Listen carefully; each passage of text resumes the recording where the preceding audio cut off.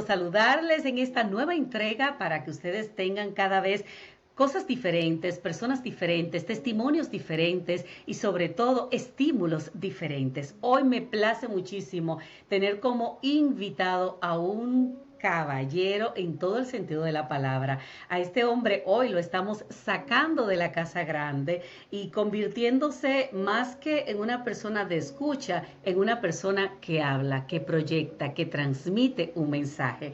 Les cuento un poquito para que tengan más o menos una idea de nuestro invitado y su background. Él estudió filosofía y teología, es licenciado en ética y ciencias religiosas en la Universidad de Juan de Castellanos en La Tunja, Colombia, teólogo moral y también de la Pontificia Universidad Gregoriana en Roma, Italia. Es todo un maestro, docente inclusive de ciencias humanas en pregrado y posgrado, conferencista internacional en inteligencia espiritual y emocional y actualmente es rector de la Universidad Pontificia Bolivariana seccional en Palmira, Colombia. Aparte de todo esto, es un gran amigo, es un ser humano que hoy viene justamente a eso, a mostrarnos la parte humana de lo que se esconde detrás de esa sotana. Nuestro amigo, nuestro querido y estimado amigo, el padre Raúl Jordán, que hoy viene a darnos una segunda entrega. Dicen que un hombre se complementa cuando tiene un hijo y cuando escribe un libro. Bueno, él lo de hijos ya tiene muchos, pero lo del libro ya tiene dos. Bienvenido, padre, qué gusto recibirle con nosotros. Joana, gracias por la invitación, gracias por invitarme a tu programa y un saludo muy cordial para ti y para todos los que te ven y escuchan a través de las redes. Para mí es un honor porque también te considero una amiga y sobre todo un admirador de lo que estás haciendo en este momentico para seguir ayudando a las personas a dar lo mejor de cada uno. Entonces es un honor estar contigo y muchísimas gracias por esta invitación. Gracias a usted por aceptarla. Hoy viene a presentar, y qué privilegio poder hacerlo a través de esta plataforma, a presentarnos su segundo hijo, este maravilloso libro titulado Plontras, que por cierto no tiene desperdicio, es único, es diferente, es auténtico, y pues vamos precisamente a hablar de él y por qué utilizó Plontras, qué significa eso. Bueno, es un sonido onomatopéyico que expresa la actitud de mi madre durante toda la vida. Y la actitud de mi madre siempre fue servir, pero el servicio de mi madre fue concreto, fue real, fue disponible. El tal es que ella, desde que éramos niños, se levantaba muy despacio para abrir una puerta que chirriaba, una puerta que hacía un sonido estridente cuando se abría, y ella era muy cuidadosa para abrir esa puerta y no despertar a los niños que dormían. Y siempre, no sabemos cómo lo lograba, pero en vez de la puerta hacer un sonido estridente, ella era capaz de abrirla a través de un pequeño plum, en un pequeño espacio que ella pudiera salir de la habitación y después iba al fogón y colocaba la olleta para hacer café y eso sonaba tras. Un día en un retiro espiritual caía en la cuenta nos decían cuáles son los sonidos onomatopéyicos o sonidos que recordamos de la infancia y allí en el seminario apareció el pluntras. Y desde entonces siempre he dicho que el pluntras de mi madre, abrir la puerta para no despertar a nadie, es servir a los demás sin estorbar, sin interferir y sobre todo estar dispuestos a dar lo mejor, que era un café caliente en la mañana. Entonces, pluntras es el signo del amor que sirve, del amor que entrega todo, pero no en teoría, sino en la realidad de un servicio cotidiano y desinteresado. Por eso es que se llama Plum Trust. Este libro se escribió 3 veces. Tuve 3 versiones del libro y el nombre anterior, antes de la muerte de mi madre, era Desde las cenizas. Uh -huh. Este es un libro que tuvo su proceso, no es un libro netamente académico, ni tiene nada que ver con eso, tampoco es un libro de religión, tampoco es un libro de espiritualidad, es un libro que hace una biopsia a la autenticidad, por eso es un libro que tiene un hilo conductor distinto. Cada página aunque está independiente de la que sigue, está interconectada. Es un libro escrito en prosa poética. ¿Qué significa? Que obliga a leer la frase corta 2 y 3 veces. Es un libro que tiene imágenes que están conectadas con el escrito, pero a veces con la vida, imágenes que sobrevivieron a la primera escritura y se resistieron a ser eliminadas. Esas imágenes están allí para ser observadas y a cada uno le dirá algo distinto, a cada uno tendrá un nivel de complejidad diferente, pero porque el libro suscita eso, no es un libro convencional, no es un libro corriente, y lo escribí también para que sea leído por personas que aunque no se enfrentan a leer un libro en la vida. Por ejemplo, una señora me dijo, este fue el primer libro que me leí en la vida, y me confundió porque no es tan fácil y a la vez es fácil. Entonces, eso es lo que deseo suscitar en este libro del Pluntras. Y definitivamente soy testigo de eso. Este libro, digo, es auténtico, es único. Cada página cuenta una historia, cada página te proyecta algo diferente. En lo personal me ha sacado muchas carcajadas, tengo que admitir que también me ha sacado muchas lágrimas. Me he encontrado con partes aquí, especialmente cuando habla de la muerte, usted que ya ha pasado por ese proceso. Entonces yo que recién lo estoy viviendo también, de repente llegué a esa página y sí movió lo más íntimo de mi ser, y definitivamente es un libro sin desperdicio.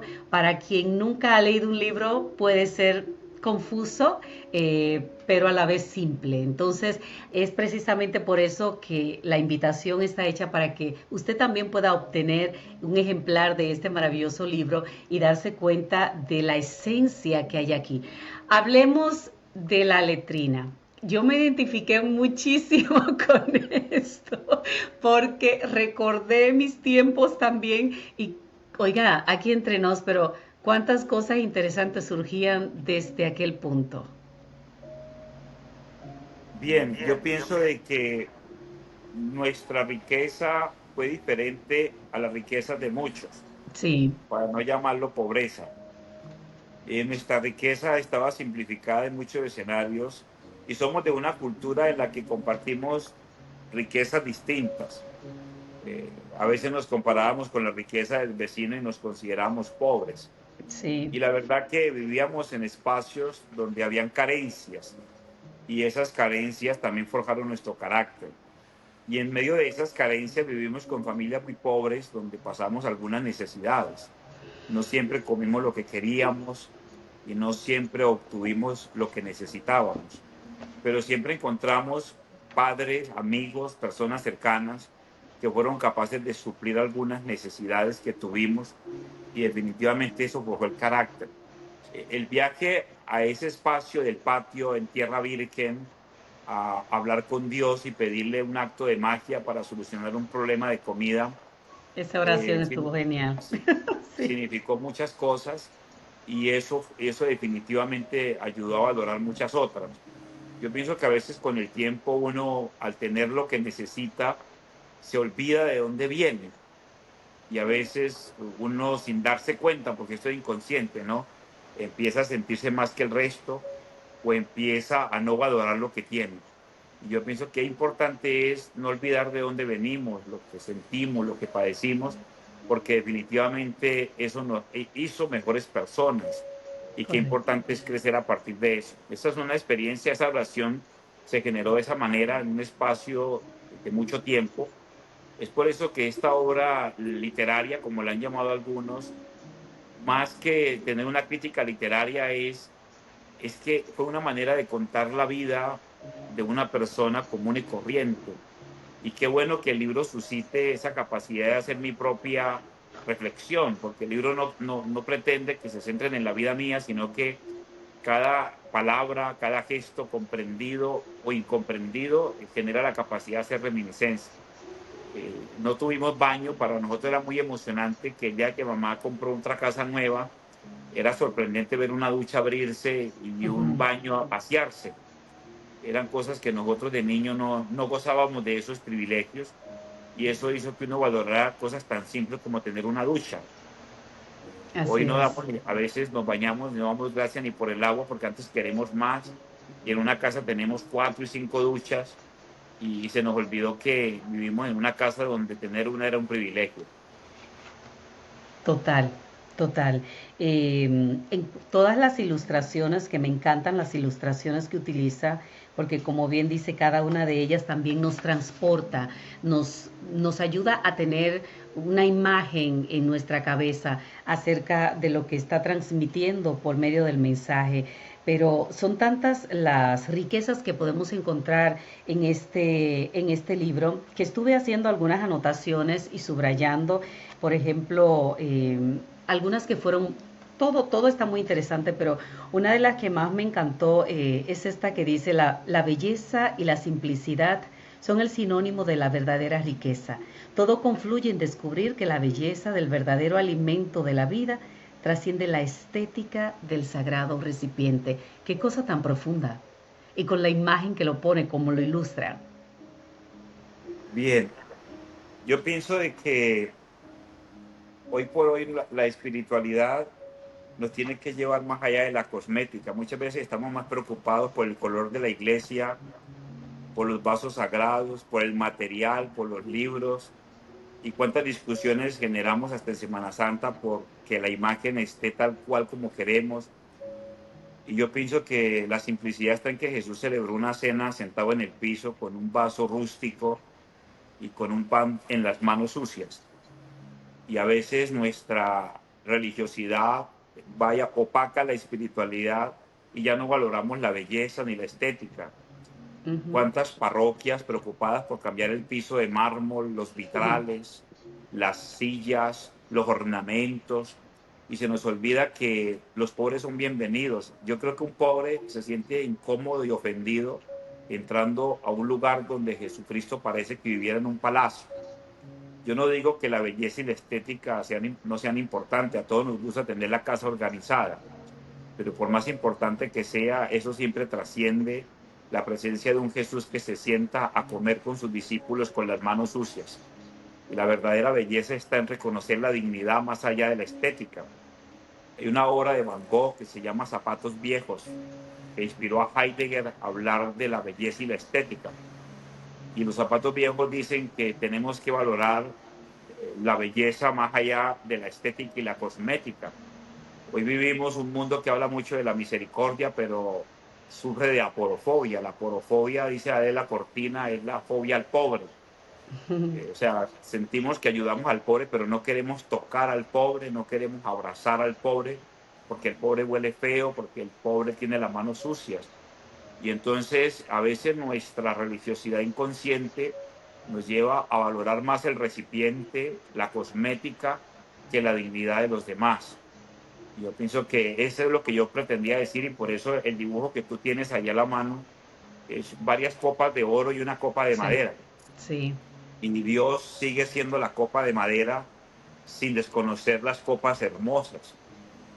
Hoy por hoy la espiritualidad no puede quedar reducida a la religiosidad, porque lamentablemente cuando eso ocurre, Dios se vuelve un tema técnico y Dios es más que eso, es dignidad, Dios es abrazo. Cuando seamos capaces de abrazar al pobre que huele feo y no solamente darle una moneda y que la moneda caiga al vacío para no tocarlo, ahí nos daremos cuenta de que definitivamente la dignidad y la belleza trasciende la cosmética del recipiente. Cabe destacar que este libro no es un libro de religiosidad, ni de espiritualidad, ni de doctrinas tampoco. Es un libro simplemente de la vida. Y justo una de las cosas que más admiro en usted como sacerdote moderno, se le puede decir en mi entender, porque ha sido de los pocos sacerdotes que he escuchado hablar de la importancia de la sanación interior. La iglesia, como bien dice, es un hospital de enfermos, de personas que están buscando una sanación. Sin embargo, no se habla de la verdadera sanación del alma, de esas heridas que cuando no son sanadas No hay manera de poder hablar de amor, no hay manera de poder hablar de un Dios que no conocemos cuando no somos capaces de amar lo que nosotros como seres creación divina de Dios somos, ¿verdad? Entonces el entender esa palabra de que somos hechos, creados a su imagen y semejanza, hasta tanto no hay una verdadera sanación, no es posible entender eso.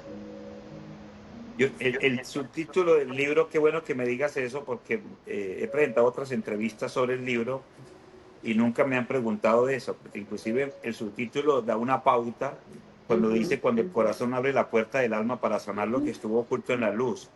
¿Cuál es el problema? Que muchas personas creen que porque le está yendo bien en la vida, porque alcanzaron un estatus social, algún estatus de bienestar financiero, sienten que no necesitan ayuda, sienten que no necesitan enfocarse en su interior. Y a veces incrementando una actitud religiosa, lo único que hacen es incrementar el ego y el ego no les va a dejar revisar lo que pasa en el interior. Pero en la Así vida es. práctica, ¿qué se encuentra? Frustración permanente, tristeza y una ira que no saben de dónde viene, una tristeza que no quieren aceptar y un miedo que tampoco quieren asumir. Porque claro, cuando a uno le va bien en la vida es como cuando uno gana un partido de fútbol. Uno no revisa los errores. Y si gana por goleada, le está yendo muy bien, no ve los errores de la defensa, no ve los errores individuales. Simplemente todo queda tapado con la victoria. Y claro, yo decidí revisar mi vida cuando me estaba yendo bien en la vida. Estaba en Roma, tengo 2 licenciaturas, una maestría, ya escribí un libro, admirado y querido por algunas personas. ¿A quién se le ocurre en ese momento ir al interior? Nadie. Entonces A uno ve nadie. personas con una soberbia y una prepotencia tan grande que sienten que no necesitan ayuda de nadie. Y en lugar de ir al interior con humildad, de reconocer que ahí hay algo que estoy cargando. Por ejemplo, hay un libro de un doctor norteamericano, si no estoy mal, de Mark Welling, que se llama Este dolor no es mío. Oh, Es que, buenísimo. es que nosotros tenemos herencia genética y epigenética y eso no lo quitamos con una pomada. Eso no lo quitamos ni con buena intención. Es que yo tengo herencia de mi abuela. Es que yo vengo de un lugar donde se sufrió muchísimo y ese dolor no se evaporó porque me fue bien en la vida.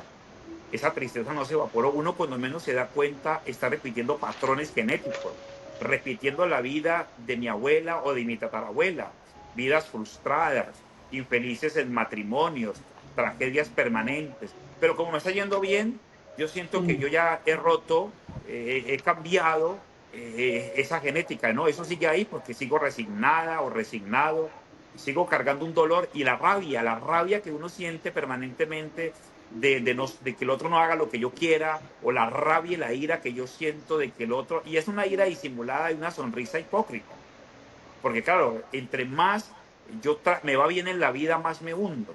Y tarde que temprano uno va a despertar, ojalá no sea antes de morirse, y ha caído en la cuenta de que tiró la vida al traste yéndole bien.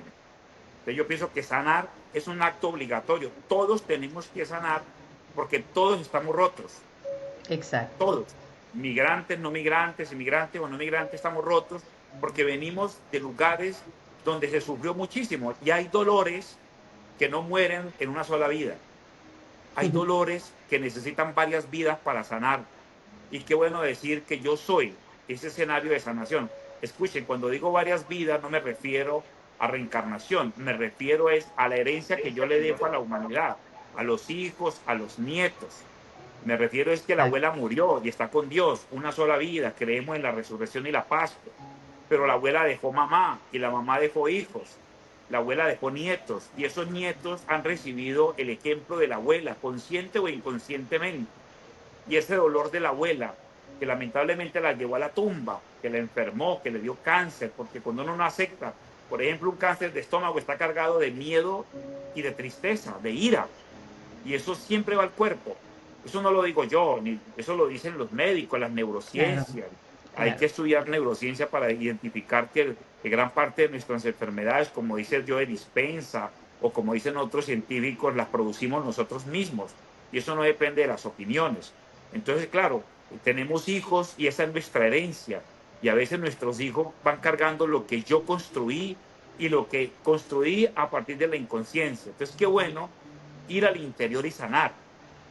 qué bueno. Por eso espero me haga entender bien en este espacio de que nosotros creemos en la resurrección, una sola vida para encontrarnos con Dios, pero nuestra vida genéticamente sigue a través de los hijos y los nietos.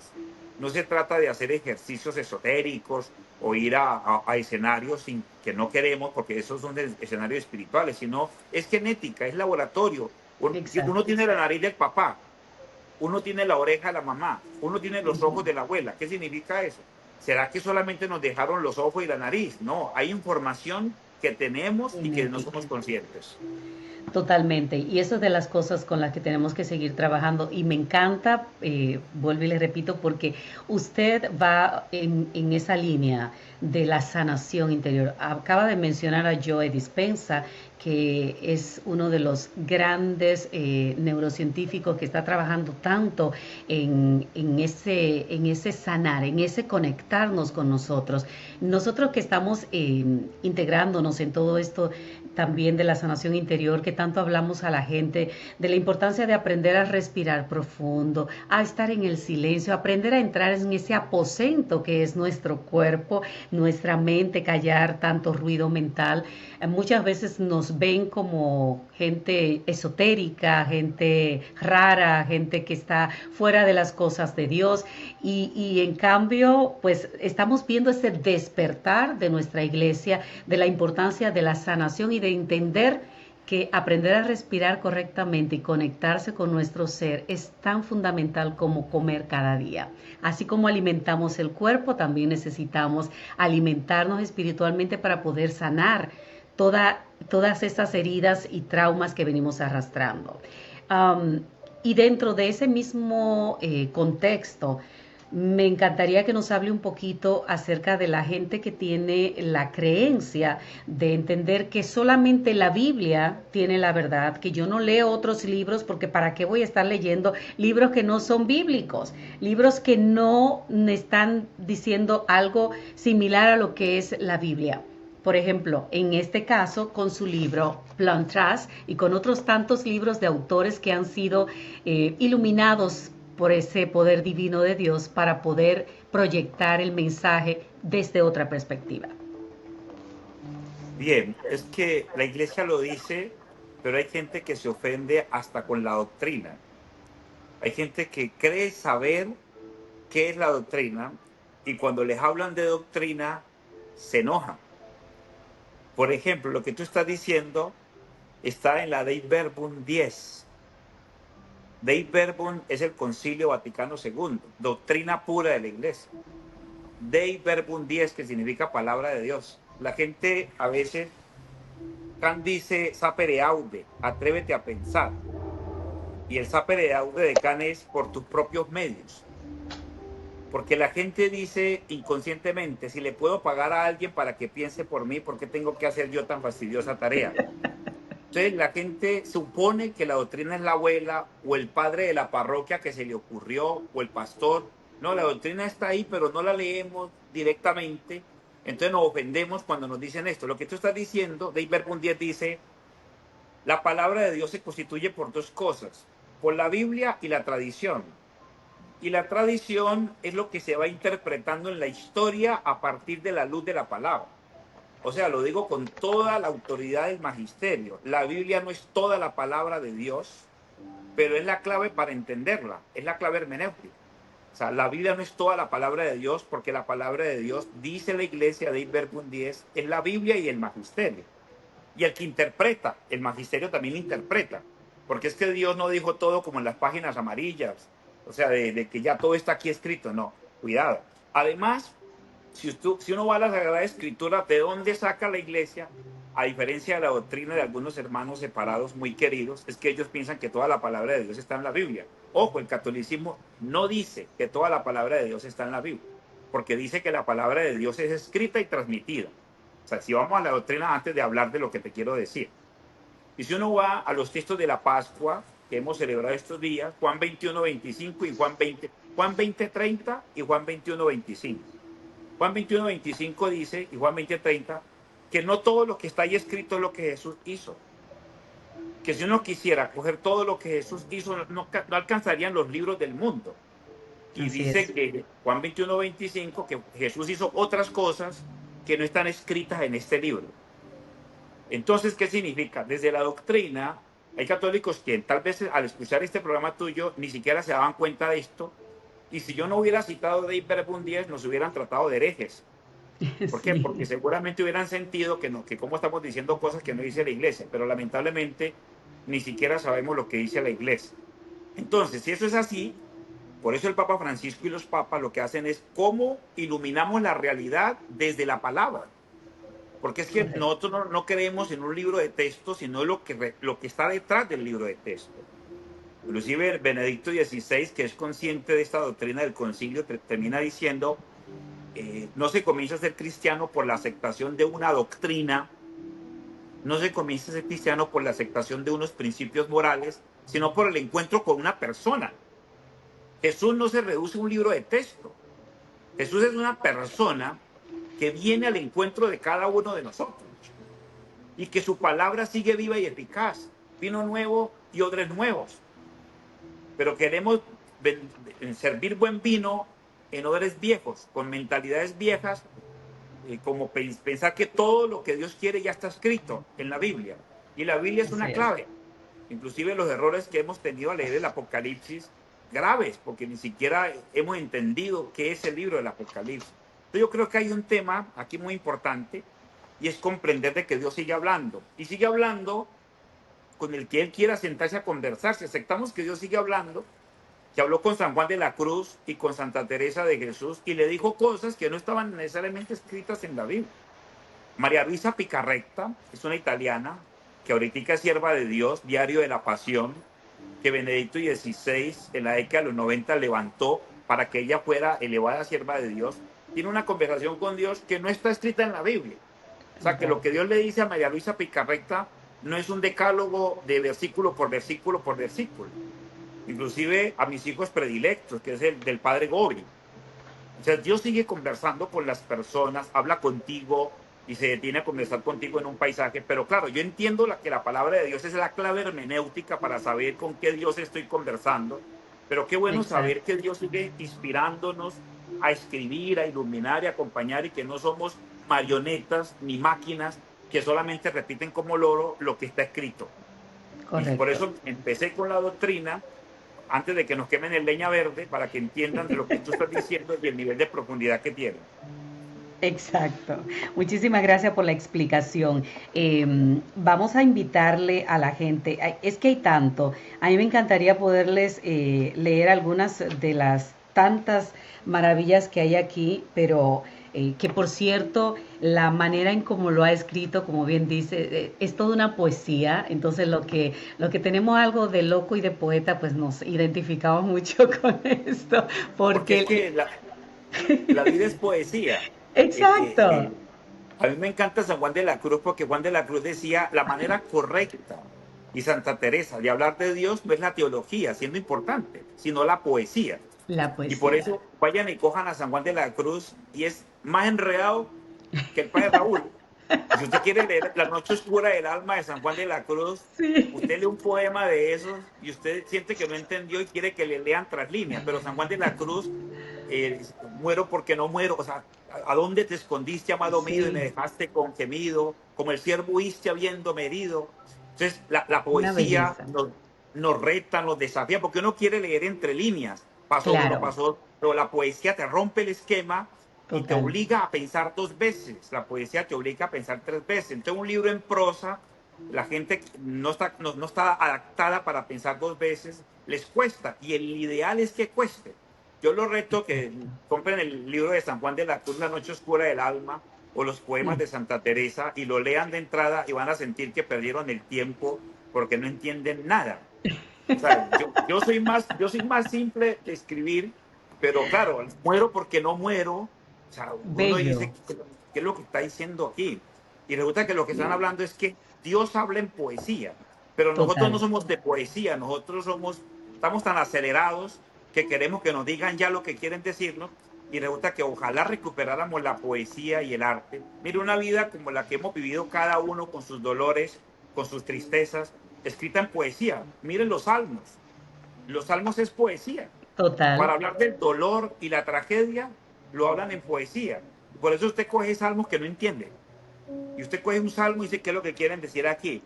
Es eso. Y el libro rompe el esquema y nos invita a recuperar la poesía de la vida. Y nos invita a vivir la incertidumbre.